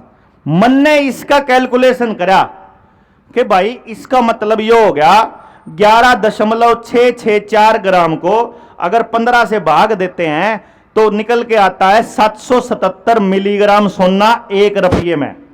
हमने सरकार से पूछ लिया, भाई यू रुपया है, यो गोज में है, यो रुपया है के? पता चला कि ना, मारे बुजुर्ग तो इन्हें बचपन से सुनदान लाग रहा। मेरा दादा मेरी दादी तो इन्हें कहा करता, जब पीछे चाहिए करते ना, जुगर बुआ आ रही आया कर दी तो छोरी के हाथ में थोड़े रुपये दर दिया कर दे। तो दादा कदे न्यू कौन कहा करता था, दादी तक दिए 10 रुपये छोरी का हाथ पर दर दो, वो न्यू कहा करता दिए 10 का नोट। नोट मतलब पर्ची, जो करे आड़ती पर्ची दे दिया करे 600 लीटर डीजल की, और उस पर्ची लेकर आप जावा पेट्रोल पंप पर डीजल ले लिया करे किसान। ऐसे ही आरबीआई ने एक पर्ची बनाई, उस पर्ची के ऊपर लिख दिया, मैं धारक को 100 रुपए अदा करने का वचन देता हूं। 100 रुपए सोने के रूप में रख लिए आरबीआई में, और उस 100 रुपए की पर्ची दे दी मारता है, तो वो 100 रुपए में चलने लग गया। ये पता चला 100 रुपए में कौन चलता हो। असलियत खेल यो चल रहा है कि 1 रुपये में जितना सोना आवे है उतना ही सोना लेने खातर बैंकों के नोट हमारे को लगभग 6300 रुपए के देने पड़ते हैं। आपने जन धन योजना का नाम सुना होगा, बैंकों में पैसा जमा कराने का खेल सुना होगा, आपने नोटबंदी का खेल सुना होगा। मेरे भी यह बात जब मैं रिसर्च करी ना तब समझ में आई कि यू बैंक में रुपये जमा कराने ने क्या तक है भाई। यह सरकार इतना प्रेशर क्यों डाल रही है कि तुमने पैसे आपस में लेन देन नहीं करना, जितना लेन देन करना है बैंकों के जरिए करना है। यो खेल के है, हमारे समझ में नहीं आया। फिर समझ में आया कि जो गांव का आदमी है, जो देश का आदमी है, जो भारत का आदमी है, वो जब रुपए कमाता है तो वो कैसे कमाता है। आप सारे लोग रुपए कमाते हो तो कैसे कमाते हो? डांगर बेच के, अनाज बेच के, चौल बेच के, चना बेच के, जमीन बेच के, अपनी मेहनत लगा के, घी बेच के, इस तरीके से कमाया करें। तो आप एक बात बताओ, आप इंग्लैंड का रुपया कमाया करो कि भारत का रुपया कमाया करो? हाँ जी, भारत के लोगों ये बताओ कि भारत का रुपया कमाते हो या इंग्लैंड का? भारत का। भारत का रुपया देखा है कदे? अगर भारत का रुपया देखना हो ना तो 1 रुपये का नोट देखो घर जाकी, जिस दौरा पड़ा हो गोज में वो देख लियो, और जिस नौजवान बच्चे ने ना पता हो वो इंटरनेट पर जाके सर्च कर लियो। 1 रुपये का नोट जिसको बोलते हैं करेंसी नोट, वो नोट है भारत सरकार का, वो नोट है भारत का। और इसके अलावा जितने भी नोट हैं, 2 रुपए का, 10 रुपए का, 20 रुपए का, 200 का, 500 का, 1000 का, 2000 का, जितने भी नोट बाकी के नोट हैं वो भारत के नोट नहीं है, वो भारतीय रिजर्व बैंक के नोट हैं। भारतीय रिजर्व बैंक के नोट हैं वो, बैंक नोट, प्रोमिसरी नोट बोलते हैं, जिसमें गवर्नर के साइन है। और रुपया देखो, 1 रुपए का नोट और 1 रुपया दोनों अलग अलग हैं। जैसे सोने का बट्टा हो या चांदी का बट्टा हो, चाहे लोहे का बट्टा हो, 1 किलो का बट्टा 1 किलो का हुआ है। अपन न्यू कौन क्या कर दे, 1 किलो का सोने का बट्टा। अगर घी लेना हुआ कोई 1 किलो तो न्यू कौन कंधा चांदी वाले बट्टे के तो लिए बेबे न्यू तो निकल दे। 1 किलो चाहे गेहूं हो, 1 किलो चाहे सरसों हो, 1 किलो होना चाहिए चाहे किम्मे हो। किलो का मतलब किलो, यानी किलो वजन को बोलते हैं, किलो उस धातु को नहीं बोलते। इसी तरीके से रुपया सोने को बोलते हैं, रुपया चांदी का होया करता, वो चांदी का सिक्का होया करता। रुपया उस टाइम भी सोने का ही था। रुपए का मापक सोना ही है आज भी, और हमारे पास दस्तावेज हैं। एक किताब थी, किते हुआ किताब, सोनू तायाड़ा बैठ खड़ा था, कहां है वह किताब रहे, वह किताब मेरे पास वो रहा सोनू, आप दिखा दे किताब या किसी है दर्दी के, अरे पानी दियो। आरबीआई के जो दस्तावेज लेकर आए हैं, हमने एक कागज बनवाया, एक किताब बनवाई लगभग 250 पेज, 300 सवा 300 पेज की। उस सवा 300 पेज की किताब के अंदर आरबीआई के लिखे हुए कागज हैं कि जो रुपया आप जमा कराते हो वो भारत का रुपया सोच के जमा कराते हो, लेकिन जो रुपया बैंक से आपको मिलता है, जो कागज के नोट मिलते हैं, वो नकली हैं। क्यों? आरबीआई के पास ये 200 टन सोना इंग्लैंड से आने से पहले 800 टन सोना था। 800 टन सोने की कीमत बनती है 4.8 लाख करोड़, यानी लगभग 5 लाख करोड़ के करीब। लेकिन भारत में जो टोटल नोट छापे हैं बैंकों ने, वो है 34 लाख करोड़ के, यानी कि 29 लाख करोड़ के जो नोट हैं वो नकली हैं, बिना किसी रुपए को मानक रखे हुए हैं। भारतीय बैंक मैनेजर एक दिन कहने लग गया कि देवेंद्र भाई, आप जनता को गुमराह करते हो। मैंने कहा मेरी इस बात के ऊपर मेरे खिलाफ एफआईआर करवाओ कि मैं झूठ बोल रहा हूं, नहीं तो मेरी बात का जवाब दे दो कि तुमने जो हमको लोन दिया है, जो किसान क्रेडिट कार्ड के नाम पे दिया, जो होम लोन के नाम पे दिया, जो पर्सनल लोन दिया, वो भारत का रुपया दिया। आप बैंक से लेने जाते हो, जब निकालते हो भारत का रुपया निकालते हो या फिर आप बैंक के नोट निकालते हो? क्या निकाला करो? बैंक के नोट। लेकिन जब आप जमा कराने जाओ अपनी मेहनत का पैसा, वो कैसे आता है आपका? अनाज के बदले, गेहूं के उसके मतलब डांगर के बदले, या आपकी मेहनत के बदले। यानी कि वो क्या कर रहे हैं? कागज का टुकड़ा आपको देते हैं और असली मेहनत आपसे ले लेते हैं। यह किताब है जी, रुपया मूल्य का मापक या शोषण का साधन। इसी रुपए की जानकारी के बिना आज गांव का प्रत्येक आदमी कर्जे में है। प्रत्येक, मैंने कहूं अगर 400 घर होना तो मैं गारंटी से कहूं 395 घर कर्जे में हैं।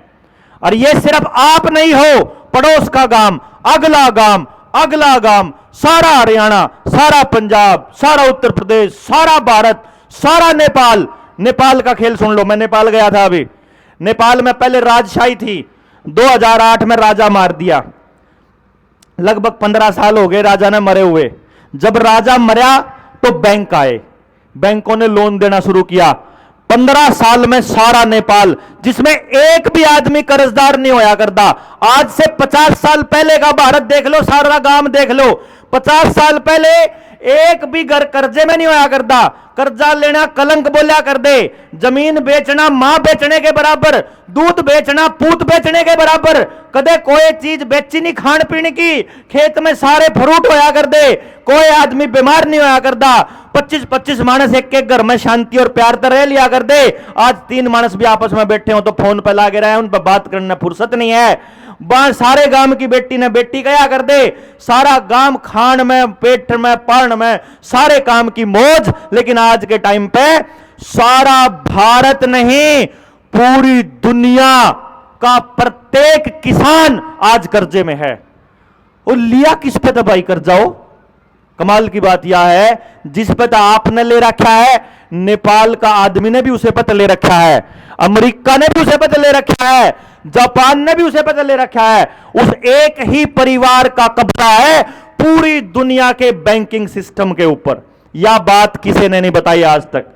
जितनी पेस्टिसाइड कंपनियां, जितनी तेल की कंपनियां, जितनी गाड़ी की कंपनियां, जितना कपड़े का उद्योग, जितना चमड़े का उद्योग, जितने खेती के प्रोडक्ट बनाने का उद्योग, जितना बीज का उद्योग, जितनी टेक्नोलॉजी का उद्योग, जितना खेत में ड्रोन चला उसका उद्योग, ट्रैक्टर की टेक्नोलॉजी हो, चाहे कार की हो, चाहे ट्रक की हो, चाहे रेल की हो, चाहे मेट्रो की हो, चाहे सड़क बनाने की हो, चाहे रोड रोलर की हो, हर टेक्नोलॉजी का मालिक एक ही परिवार, जिसको बोलते हैं रॉकफेलर परिवार।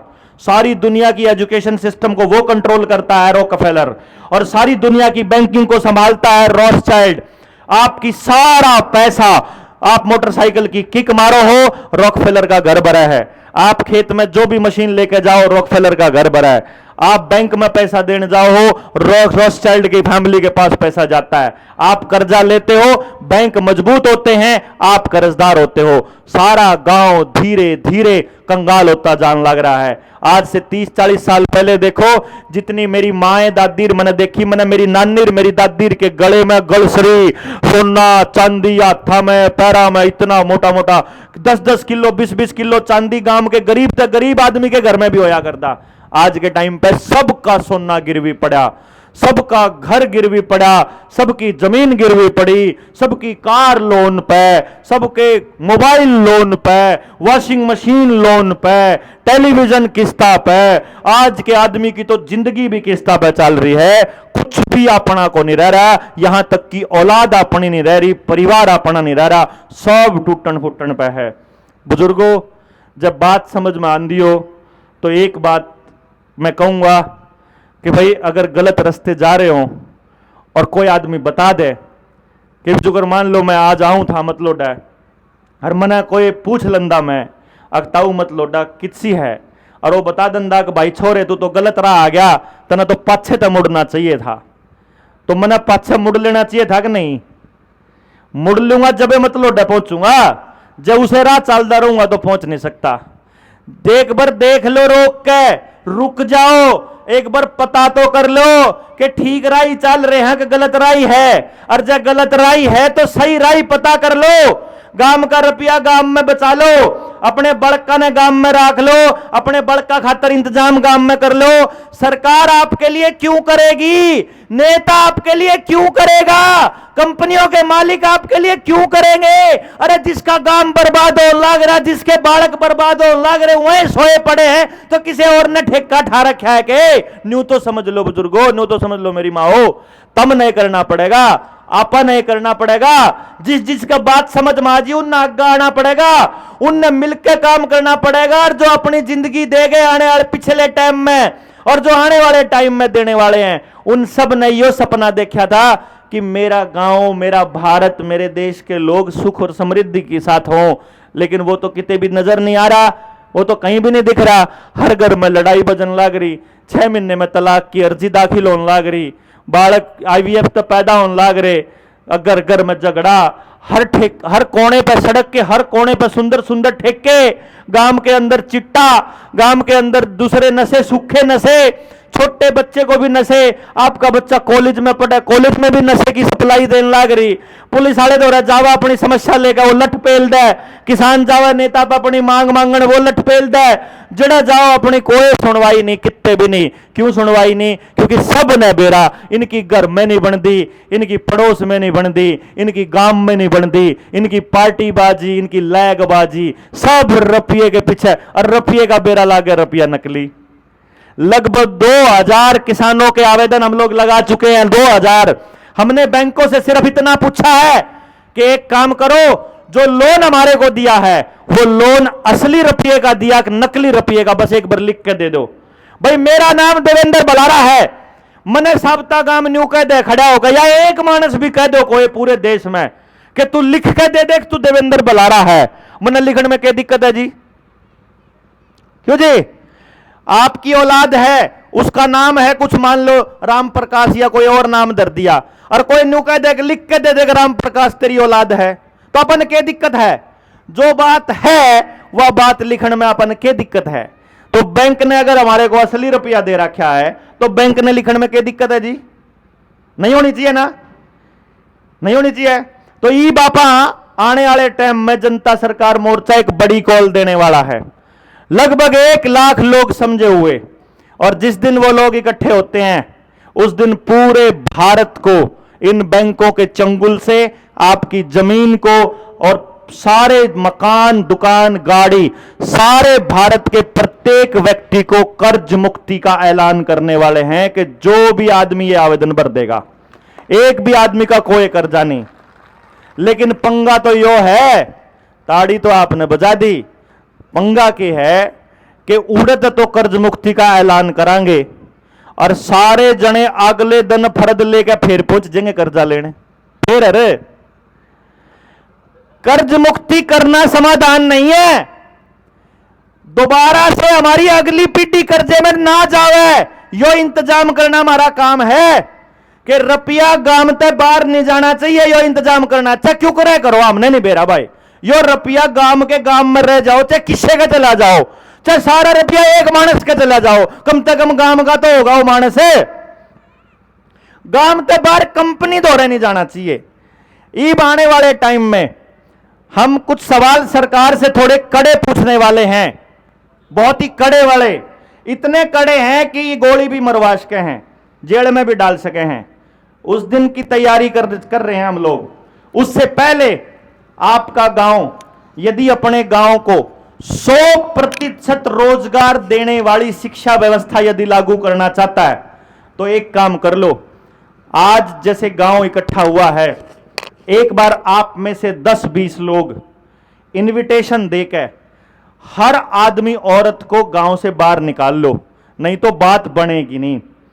बाहर निकाल के ये बता दो कि एजुकेशन सिस्टम में, इस शिक्षा व्यवस्था में आप लोग बदलाव चाहते हो कि नहीं चाहते हो? चाहते हो? इतनी भी पता है सारे चाहे कि हमारे बालका ने सब ने रोजगार बना, ऐसा इंतजाम हो जावे। अब यो एक बात सोचो, बाहर का कोई मानस चाहेगा कदे भी कि सब ने रोजगार मिल जावे? बाहर का तो कोई नहीं चाहेगा। तो गांव वाला में इसका मतलब अगर गांव चाहता है तो करना भी गांव वाला नहीं पड़ेगा, क्यों जी? तो एक काम कर लो, जितने भी नौजवान साथी यहां हैं, जो पढ़े लिखे अनपढ़, मेरी माएं माताएं बहनें जितनी भी हैं, जो भी इस मिशन के अंदर अपने गांव को 100% रोजगार देने वाली शिक्षा व्यवस्था में शामिल करना चाहता है, वो आदमी रोहतास भाई दो रहे, रोहतास फौजी दो रहे, अपना नाम लिखवा दो। वो जब अपना नाम लिखवा देंगे, उन लोगों के पास एक ट्रेनिंग आवेगी, घरा बैठे, कितने नहीं जाना, कहीं भी नहीं जाना, घरा बैठे आओगी, एक ट्रेनिंग मिल जाएगी आपने। उस ट्रेनिंग का क्या काम है?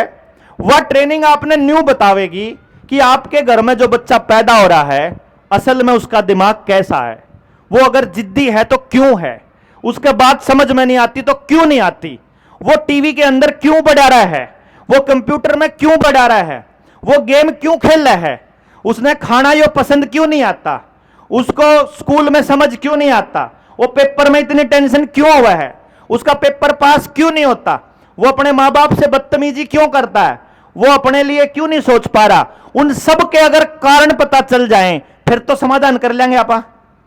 फिर मैं आ जाऊंगा दोबारा कि गांव के 20, 25, 30 बालक उस ट्रेनिंग ने घर बैठे पूरे कर लो, जुकर मैं कहूं न्यू घर बैठे, कोई रुपया नहीं लगता, किते जाना नहीं, किसी की रिक्वेस्ट नहीं करनी, घर बैठे बैठे थोड़े कागज काले करने। ये कागज काले कर लो, जे तारा गांव के 20, 25, 30 मानस में कागज काले करने तैयार हो जाए तो मैं चंडीगढ़ तक गांव मानने तैयार। जे तमें तैयार नहीं तो फिर अब हमने ठेका नहीं ले रखा। जो तारा गांव बर्बाद होने लग रहा, तारे बालक खराब होने लग रहे, अगर तुमने फुर्सत नहीं फिर हमने क्या की फुर्सत है भाई, हम पहले थोड़ा फिरा। मैं तो एक बालक का टैलेंट पता करने का 1.5 लाख रुपया लेता हूं, जब किसी ने मेरे अपना बालक दिखाना हो तो। अरे यह चीज सिखाने का पहले 10.5 लाख रुपया लिया करता, लेकिन 2016 में एक बात समझ में आ गई कि इतनी महंगी फीस नॉर्मल मां बाप नहीं दे सकता, तो मैं भी सारा का सारा काम अमीरा का ही करने लग रहा। क्यों? मेरे द्वारा सारे अमीर मानस आया कर दे, अब अमीरों के ही बच्चों का फायदा करूं था। जिस गांव में तो उठ कर मैं जा रहा उस गांव का तो मैंने मैं कराया ही नहीं। जिन गांव में असली मानस बैठे हैं, लड़न वाले मानस बैठे, उनका तो कुछ कराया ही नहीं, उन्हें तो लोग भी चुसन लाग रहे। मेरे वर्गा भी यही काम कर लेगा तो मेरे मरून अंग्रेजा मरून कंपनियां में के मतलब फर्क रह जाएगा। इसलिए मैंने यह निर्णय लिया था कि गांव से कभी भी 1 रुपया भी लेकर शहर में खर्च नहीं करूंगा। इसका मैंने प्रण लिया था। पिछले 7 साल में गांव के आदमियों से पैसा नहीं लिया मैंने कभी भी। तो अगर गांव के अंदर पैसा आए ऐसा इंतजाम करना पड़ेगा। अरे बोलो बेरा कोनी अपन है, जिस चूल्हे की राख छोड़ के अपन वो केमिकल अपने बर्तना पर रगड़ना शुरू करा है ना, ईब रिसर्च आई कि उस केमिकल ने रगड़ने तो कैंसर हुआ है, और राख अगर उस बर्तन पे अगर राख से साफ हो रहा हो तो रोग प्रतिरोधक क्षमता बढ़ती है। 700 रुपये किलो बिका है यार राख अमेरिका में, चूल्हे की राख 700 रुपये किलो।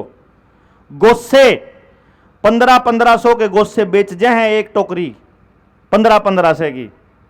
इतना महंगी चीज है। जाओगे ना किते, मतलब मैं आपने उस जगह की बता रहा हूं जड़े जिन्हें तरक्की कम है। मैं विकसित देशों के हाल बताऊं आपने, सर चंडीगढ़ जैसे शहरों के हाल बताऊं। चंडीगढ़ में जब तंदूर की रोटी खाओगे तो तंदूर की रोटी है 60 रुपया की। जब चूल्हे की रोटी खाओगे तो चूल्हे की रोटी है 80 रुपया की। सॉरी, ये भाई 2 गाड़ियां हैं बच्चों की, ये स्कूल बस निकालनी है। HR 90 44 31, HR 51 58 85, ये 2 गाड़ी लगी हुई है बस के आगे, और स्कूल के बच्चों को जाना कृपा करके वो हटा दे भाई एक बार। भैया बस जिनकी भी गाड़ी लग रही है बस के आगे वो हटा दियो। हाँ, मैं गलत बोल गया, इसने दोबारा ठीक करूं। तंदूर की रोटी वह तो मिले 60 रुपया की। गैस की रोटी जिन्हें आप गैस वाली पतली रोटी कमा वह मिले 80 रुपया की, और चूल्हे की रोटी मिले 120 रुपया की। जो आप उहे खाया कर दे, लेकिन इनने बड़ा खेल खेला, अपने जंगल काट दिए विकास के नाम पे। जंगल काट के तो डांगर चराने जो मुश्किल हो गए। न्यूनतम लेटरिंग बना दी हर घर के अंदर, लेटरिंग की पाइप काट दी गाड़ में नाली में, और सारी लेटरिंग का पानी जावे जोड़ में। तो लोगों ने डांगरा में पानी पीना कर दिया बंद। अब डांगर अगर जो उस जोड़ का पीवेंगे तो बीमार होंगे। चरने जंगल नहीं है, अगर डांगर खड़ा रहेगा तो उसका दूध जहर बन जाएगा। डांगर का चलता रहना बहुत जरूरी है। यह बात इनने बेरा थी, इसलिए आपके घर में सारे डांगर जाम पड़े रहे हैं। लेटरिंग आपके घर में करो। पहले में क्या होया करता, पेट का खेत में और खेत का पेट में नहीं होया करता।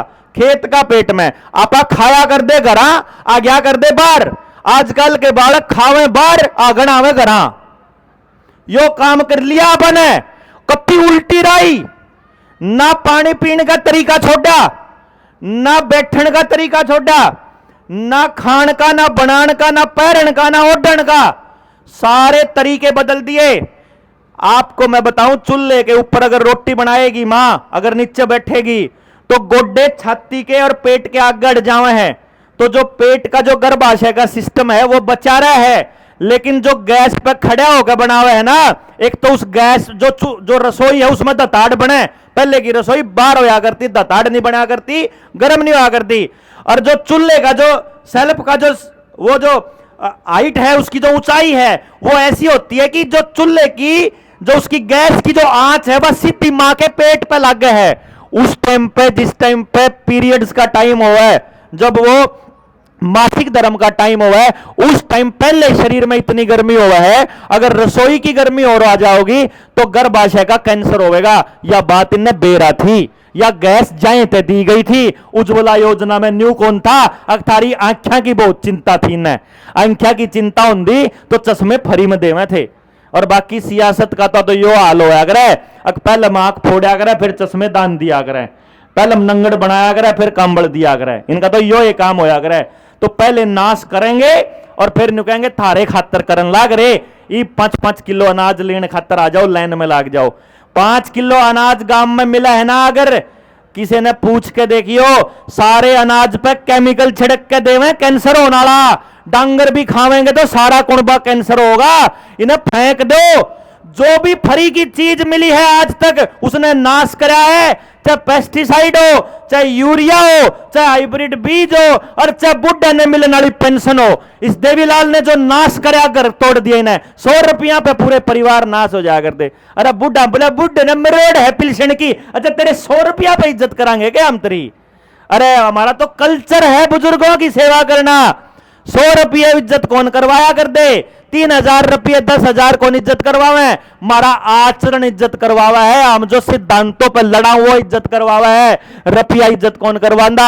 जब रुपया इज्जत करवांदा ना तो कई कई हजार करोड़ के मालिक इलेक्शन लड़न कौन बाजे थे? वो इज्जत के चक्कर में बाजे। रुपया तो गणा है, इज्जत तो कोनी। कुत्ते जिसी जात है जहां चुनाव जीतने खातर करोड़ों रुपया खर्च करावे। आपने ये समझना पड़ेगा, इज्जत रुपयों से नहीं खरीदी जाती। आप अपने बच्चे से प्यार करोगे, ऐसा कदे हो सके कि आपका बालक 10,000 रुपये कमाओ तो थोड़ा प्यार करूंगी, बेटा तू 1 लाख कमाओगा ज्यादा प्यार करूंगी? मां कह सके कदे अपने बालक ने? बालक से 1 रुपया ना कमांदा हो, मां ने तो उतना ही प्यारा हुआ है। तो इसका रुपये का क्या खेल, रुपये का क्या मतलब?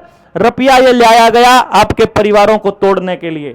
जितनी भी पेंशन मिलती है सरकारों से, जितनी भी सब्सिडी मिलती है, जिन बुजुर्गों ने वो चीज फ्री में ले थी, आज उनकी औलाद उसकी महंगी कीमत अदा करने लाग रहे हैं। एक बार देख तो लो, जिसने सबसे पहले पेस्टिसाइड गिरे थे, सबसे पहले कैंसर उन्हीं के घर में आया था।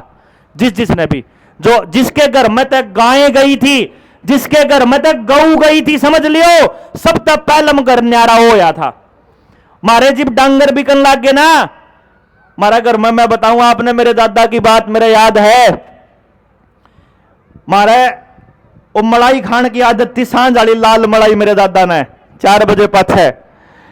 एक बार मैं रोटी लेके गया, उस दिन मलाई कौन थी, क्यों? मैश ने उस दिन मैश नाट की थी, पहले आकर दी 26 मैश, जीव रह गई थी 2, वह भी नाटकी। तो जब मैं लेके गया रोटी, तो मेरा दादा बोला मलाई नहीं है आज की, इधर के ले आया। मगर मलाई को नहीं, मैश नाटकी। तो मेरा दादा ने बोला होली अनास फिर तारा भाई, ये परिवार भी टूटेगा, समझ लियो थारा। डॉक्टर साहब रुकिए, थोड़ा ब्रेक ले, पानी पी लेते हैं।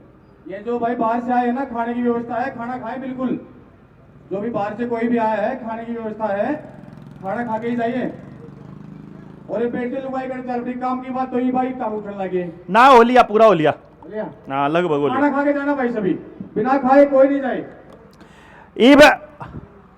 जब मेरे दादा ने बताया था कि तारी मैश नाटी है, इब तारा कौन भी पाटेगा, देख लियो, इब सारे भाई न्यारे भी होंगे। जिस घर में डांगर नहीं है ना, उस घर में कद्दे भी एक का नहीं रह सकता।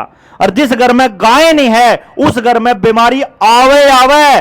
क्योंकि गाय के पास, गौ माता के पास एक स्पेशल कैपेसिटी होती है, वो सारे घर की नकारात्मक ऊर्जा को अपने अंदर समा सकती है और उसको खत्म कर सकती है, धरती माता की तरह। धरती को माता इसीलिए कहा गया कि धरती पे जब आप नंगे पैर चलते हो ना, तो नंगे पैर चलने से धरती आपकी नकारात्मकता को खींच करके 0 चार्ज पे ले आती है। आजकल इसको दूसरे देशों के अंदर वो बताते हैं, अगर भाई ये तो टेक्निक है इलाज की, अरे हम तो खेत में नंगे पैर चला कर दे, इवन जूते देकर असल में धरती माता से हमारा कनेक्शन काट दिया। गाड़ पक्की करके, सड़क बना के, हर जगह से धरती माता से कनेक्शन काट दिया हमारे डांगरा का। हमको धरती से दूर कर रहे हैं, ये खेत में माटी में ना खेल पाए हमारे बच्चे, ताकि आने वाले टाइम में बीमार रहें। ये पूरा खेल है। इसको समझने के लिए आप सारे लोगों का इकट्ठा होना बहुत जरूरी है। किसी दिन गांव के चौपाल में या किसी ऐसी जगह पे आसपास के 5-7 गांवों के लोग इकट्ठे हो जाओ, फिर आकर के 5-4 घंटे लंबी चर्चा होगी।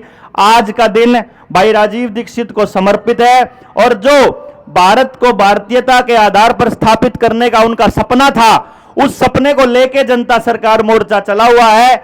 हमारे 2-3 मकसद हैं। पहला जो हमारा मकसद है वो ये है कि जल, जंगल, जमीन और जानवर, इन चीजों पे फैसला लेने का अधिकार गांव का होना चाहिए। कोई सरकार फैसला नहीं लेगी, कोई डीसी फैसला नहीं लेगा, कोई तहसीलदार नहीं। गांव की जमीन है, गांव फैसला लेगा। मेरा एक घर है, 100 गज का प्लाट है, मैं नहीं बेचना चाहता, तो सरकार की कोई कैपेसिटी नहीं कि उसको एक्वायर कर ले। मैं तो अपनी जमीन ने 5 करोड़ के हिसाब से बेचना चाहूं भाई, मेरा अधिकार होना चाहिए। न्यू कौन सा अधिकार हो गया कि सरकार खाते में पीछे बेच देगी और करोड़ जमीन खाली? ये तो तरीका गलत है। दूसरा हमारा उद्देश्य है कि प्रत्येक गांव में और पूरे समाज में एक ऐसी व्यवस्था बनाना जिसमें शिक्षा, स्वास्थ्य, न्याय, राजनीति, खेती और धर्म, इन 6 चीजों में से पूंजीवाद को निकालना खत्म करना है। वरना अगर शिक्षा के अंदर पैसा घुसा रहा तो केवल अमीरों के बच्चे पढ़ेंगे, गरीब आदमी अपने बच्चे को पढ़ा नहीं पाएगा। अगर हेल्थ के अंदर भी पैसा घुसा रहा तो सिर्फ अमीरों के बच्चों को ही इलाज का फैसिलिटी मिलेगी, गरीब आदमी इलाज नहीं करवा पाएगा। न्याय में भी अगर पैसा घुस गया तो वकीलों को, महंगे वकीलों को फीस देने के लिए गरीब आदमी के पास पैसा नहीं है, पुलिस वालों को खिलाने के लिए गरीब आदमी के पास पैसा नहीं है, जजों को देने के लिए नहीं है। रिश्वतखोर जज भी पकड़े गए हैं पहले। तो जहां रिश्वतखोर जज हैं, ऐसी व्यवस्था के अंदर अपना भरोसा कैसे हो सकता है? इसी तरह से राजनीति में भी अगर पैसा चलता रहा तो नीतियों की कोई बात नहीं करेगा, फिर पार्टियों के गुलाम और पैसे के गुलाम आदमी रह जाएंगे। फिर वो चुनाव के वक्त आपको कंबल बांट के, पैसे दे के 500 रुपए दे के फिर कुछ भी कोई भी पैसे कोई कैंप लगा के अबला कंबल बांटना आया था उसकी वोट देवांगे, सिलेंडर बन रहा है उसकी वोट दे दी। ये नाश की राही पे चलने के रास्ते हैं। इसी तरह से धर्म हो चाहे खेती हो, इससे पूंजीवाद का निकलना बहुत जरूरी है। और गांव वालों के पास आज बुजुर्गों की दी हुई व्यवस्था है, आने वाले 10 सालों के अंदर यह व्यवस्था नहीं बचने वाली है, यह ध्यान रखना। तो इसका एकमात्र उपाय है कि आप सारे मिलकर उसके ऊपर चर्चा कर लें। एक बहुत बड़ा मुद्दा आज के टाइम पे चला हुआ है। स्कूल के मास्टर आपके घर में एक चिट्ठी भेजते हैं जिसमें वो आपका आधार कार्ड मांगते हैं और बोलते हैं अपार आईडी के लिए आपके सिग्नेचर चाहिए। बहुत से लोग मुझे मैसेज करते हैं, स्कूल के मास्टर धक्का कर रहे हैं जी। मैं बोला औलाद किसकी है? बोला मारी। जाम की न रखा हमने, फीस दिया करे कि नहीं दिया करे, और फिर मास्टर धक्का करन लग रहा, डूब के मर जाना चाहिए रे भाई। थारी औलाद पे धक्का मास्टर कर रहा, बताओ। तारी औलाद पे अगर अपनी औलाद खातर भी लड़ नहीं सकते ना तो डूब के मर जाना चाहिए ऐसे मां बाप को। आपके बच्चे का आधार कार्ड, फैमिली आईडी और अपार कार्ड, आपकी फैमिली, आपकी फसल का ब्यौरा, अगर आप अपने आधार कार्ड के साथ किसी भी चीज को जोड़न लाग रहे हो, एक बात ध्यान देना, आप अपने बच्चे की गर्दन इन गुंडों के हाथ में देने लग रहे हो। आने वाले टाइम में आपके साथ वही होने वाला है जो 2 साल पहले हुआ था। 2 साल पहले क्या हुआ? उन्होंने आपका पेट के ऊपर काबू कर लिया। कैसे काबू कर लिया? जो जो रोटी कमाने का साधन था उसके ऊपर ऐसे पंजा धर लिया और बोला अगर 2 वैक्सीन का सर्टिफिकेट नहीं दिखाओगे तो राशन नहीं मिलेगा, पेंशन नहीं मिलेगी, वोट नहीं कर सकते, स्कूल में नहीं जा सकते, पेपर नहीं दे सकते, हाजिरी नहीं लगा सकते, तनख्वाह नहीं मिलेगी, मंडी में नहीं जा सकते, दुकान नहीं खोल सकते, बस में नहीं चढ़न देवा, रेल की जहाज की टिकट नहीं मिलेगी। यह बात क्या कर देना। आने वाले टाइम में अगर आपके आधार कार्ड को इन्होंने अपनी जिंदगी के सारी चीजों के साथ जोड़ दिया, बैंक के साथ भी जोड़ दिया, खेत के साथ भी जोड़ दिया, पानी के कनेक्शन के साथ, बिजली के कनेक्शन के साथ, गैस के कनेक्शन के साथ, जमीन के कागजों के साथ, तहसील के कामों के साथ, फसल के ब्यौरे के साथ, आपके बच्चे के साथ, आपकी फैमिली आईडी के साथ, आपके कागजों के साथ, अगर सब चीजों को आधार के साथ जोड़ दिया तो अगली बार जब 4थी डोज लगानी होगी इनने सिर्फ एक काम करना है, चाहे तो 4थी डोज का सर्टिफिकेट दिखा और नहीं तो आधार कार्ड बंद। आधार बंद तो सब कुछ बंद, जो भी आधार की गिल जुड़ रहा है। ध्यान रख लियो, यो काम करने की तैयारी चल रही है। उस दिन खातर अपने जड़वे, गंडासे, लाकड़ी, कुहाड़ी, डंडे तैयार कर लो। आने वाले टाइम में आपको हर सरकारी कर्मचारी के गट्टे जांगने का टाइम आने वाला है। आने वाले टाइम में हर सरकारी आदमी, जो भी पॉलिटिकल पार्टी का आदमी है, जो भी सरकार का आदमी है, चाहे कोई बैंक का कर्मचारी हो, चाहे कोई रिकवरी वाला हो, चाहे डीसी हो, चाहे एसपी हो, चाहे पटवारी हो, चाहे कानागो हो, जिसने भी हमारे कागज ले लेगा इन अंग्रेजों को दिए हैं, जिसका डेटा हमारा देने लग रहे हैं, इन सब के गट्टे जांगने का टाइम आएगा। मैं आपने बताऊं, क्योंकि सबका नाश थोड़े से दिन दूर है। जो गांव आज जाग जाओगा वो थोड़ा लेट हो जाओगा। जब सारे कट्टे जाग गए तो सारे बच सके हैं। यो गांव अपनी व्यवस्था खुद बना ले भाई। गलत कुछ होगा गांव राम तय करेगा कि उसका इलाज किया जाए। कौन जानता थाने में? थाने में जाना बंद कर दो, पुलिस की ताकत खत्म हो जाएगी।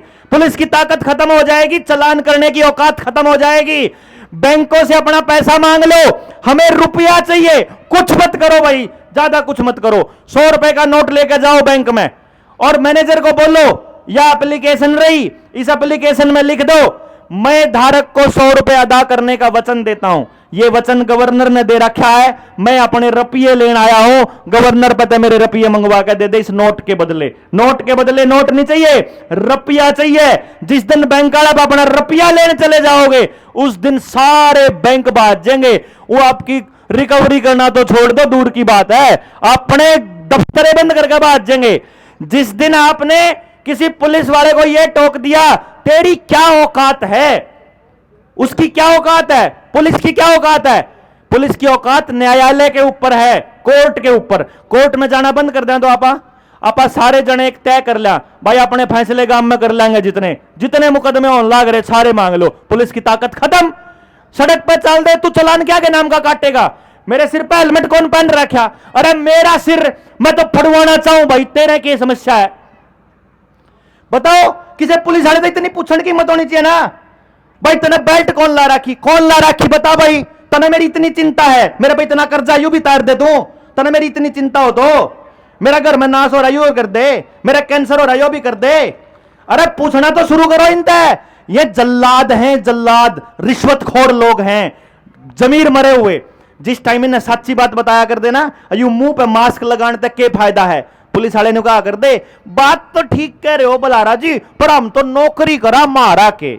अरे यह काम आशा वर्कर क्या कर दी, या आंगनबाड़ी वर्कर क्या कर दी? आशा वर्कर क्या कर रही है आजकल बेरा है, थोड़े से रुपया के चक्कर में, थोड़े से रुपया के चक्कर में आपकी दाई के ऊपर मुकदमे करवावा कि घर में डिलीवरी करवा दी। बता भाई, मेरे घर में बालक पैदा होया तो ना जन्म का प्रमाण पत्र बनाना पड़ेगा। अरे मेरा बालक है, यो मेरा बालक है, इसका सर्टिफिकेट सरकार देगी, मेरा बालक है। अरे इसका सर्टिफिकेट मैं दूंगा ना, मैं कहूंगा ये बालक है, मैंने लिख के दे दिया मेरा नाम देवेंद्र बलारा, बात खत्म। तेरे किसे कागज की जरूरत, हमने कत्ता पढ़ने लगी। अरे बुजुर्गों, आप याद करो, जब तक आपके पास कागज नहीं थे सब तक गांव आजाद था। जब तक गांव में लाल डोरा नहीं था गांव आजाद था। लाल डोरा तोड़ना रजिस्ट्री कराने के लिए नहीं था, लाल डोरा तोड़ा आपकी जमीन पे कर्जा देने खातर, ताकि जमीन खेताड़ी की तरह या भी अड़पला। हर शहर के चारों तरफ किसान को फायदा दे करके वह 20-20 मंजिला, 15-15 मंजिला कबूतर खाने बनाए जाने लग रहे। उन कबूतर खानों में शिफ्ट करने हो आप, क्योंकि कर्जा देने का ब्योंत को नहीं, फसल खेत में होवे को नहीं। आने वाले टाइम में जिसने इब की बार अपनी पराली नहीं जलाई, एक काम करके देख लो, फसल बो के देखो ऑर्गेनिक बीज का, इनका दिया हुआ बीज मत बो। जमीन के अंदर इसे कीड़े पैदा हो रहे जिन्हें सत्यानाशी को वह फसल नहीं होने देंदे, वह मर जाया कर दे जलाने से। उनने ऐसा नाश कर दिया क्योंकि उन्हें बीज में बीमारी देकर बेच रखी है। बात को नहीं हमारे समझ में, बीज के अंदर वह कीटाणु देकर बेच रखे जो नाश कर रहे हैं। आज भी अगर गांव वाले बैठ के जनता सरकार मोर्चा के साथ चर्चा करने लग जाओ, हमारे पास खेती में काम करने वाला हमारा साथी है सचिन चौधरी, बहुत जबरदस्त। पहली बार में आप पूरी पैदावार ले सकते हो बिना किसी केमिकल के, बिना केमिकल के। अगर आप पहली बार में पूरी पैदावार ले सको हो, और हमारे पास मुंबई में, दिल्ली में ऐसे मोटे मोटे लोग भी हैं कि किसान की फसल अगर ऑर्गेनिक है, पूरी तरह से बिना केमिकल की है, अगर मंडी में बेचोगे गेहूं तो बिकेगा 2500 रुपए के भाव, और जब उन बाणिया से सीधा दोगे तो बिकेगा 3000 4000, और गरता के लेके जाओगे। कौन से में फायदा है जी? एक एक चीज अपनी गांव में तठवावांगे, हम कौन जानते किसी के पास है, चीज मारी है, वो कैसे तय करेगा, वो कैसे तय करेगा कि इसका रेट के है?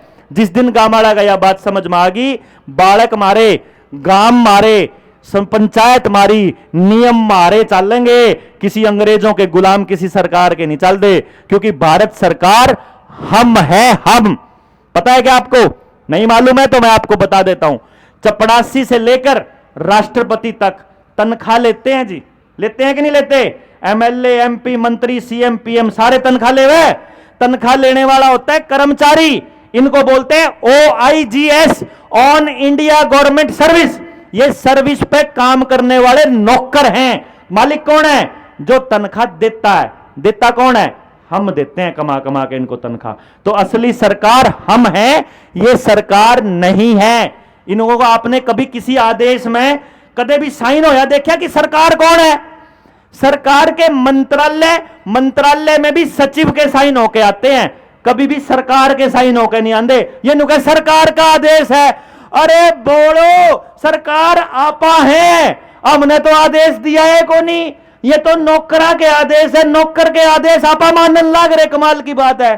ये लठ ठाण का टेम आ लिया, इना हम बतावांगे थारी के गुंजाइश है। आने वाले टाइम में चाहे बिजली का कितना ही बड़ा बिल हो, चाहे कितना ही बड़ा जुर्माना हो, कितना ही बड़ा कर्जा हो, कितना ही बड़ा चलान हो, कितना ही बड़ा कोई जुर्माना हो, अगर गांव राम इकट्ठा होकर आवे है और नियमों पर और सिद्धांतों पर लड़ाई लड़ने का हां कहता है, तो सबते गांव का कर्जा तारण का ठेका हम लेवा। हाँ जी, आ जाइयो, आपके सारा के आवेदन का ठेका हम लेवा।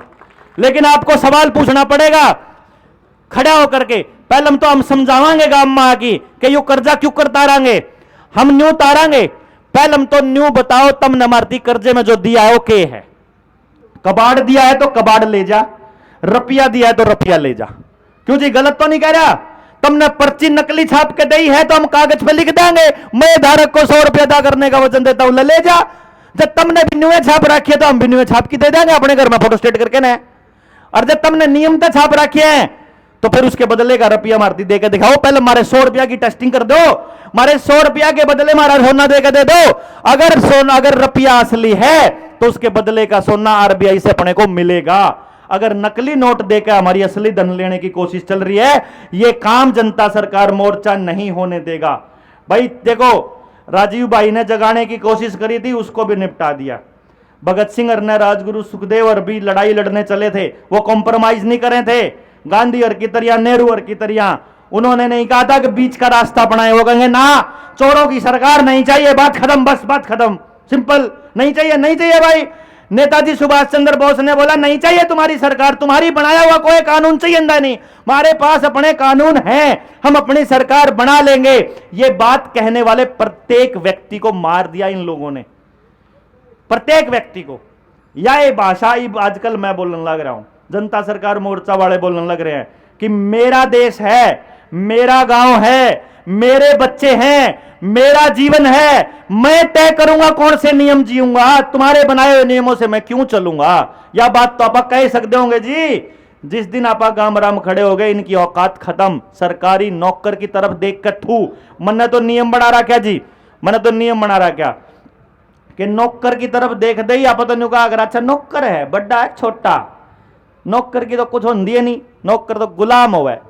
और आप कदे अपने बालक ने पालना जुलांदे हुए, कदे खिलांदे हुए, कदे कोई मां न्यू भी कहा रहा है मेरा बेटा बड़ा होकर के बहुत बढ़िया नौकर बनेगा, ऐसा तो नहीं बोलते कभी।